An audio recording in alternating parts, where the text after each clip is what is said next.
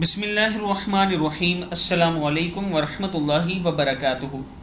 عابد راضی چینل کی طرف سے آج میں اپنے دوستوں کو رسول اللہ صلی اللہ علیہ وآلہ وسلم کا ایک بہت ہی پیارا فرمان سناؤں گا۔ اس سے پہلے میں اپنے تمام دوستوں سے گزارش کروں گا کہ اس ویڈیو کو آپ نے آگے ضرور شیئر کرنا ہے۔ امت کے متعلق رسول کریم صلی اللہ علیہ وآلہ وسلم کی کون سی دعا قبول نہ ہوئی؟ رسول اللہ صلی اللہ علیہ وآلہ وسلم نے ارشاد فرمایا، میں نے اللہ تعالیٰ سے اپنی امت کے لیے 3 چیزیں مانگی تھی، اللہ تعالیٰ نے 2 عطا فرمائی اور 1 سوال قبول نہیں فرمایا۔ میں نے یہ مانگا تھا کہ میری امت پر بیرونی دشمن مسلط نہ ہو، اللہ نے مجھے یہ چیز عطا فرما دی، نمبر 1۔ نمبر 2، میں نے اللہ سے یہ درخواست کی کہ انہیں غرق کر کے ہلاک نہ کرے، اللہ نے مجھے یہ چیز بھی عطا فرمائی۔ اور نمبر 3 پہ میں نے سوال کیا کہ امت میں خانہ جنگی نہ ہو، اللہ تعالیٰ نے میری یہ درخواست قبول نہیں فرمائی۔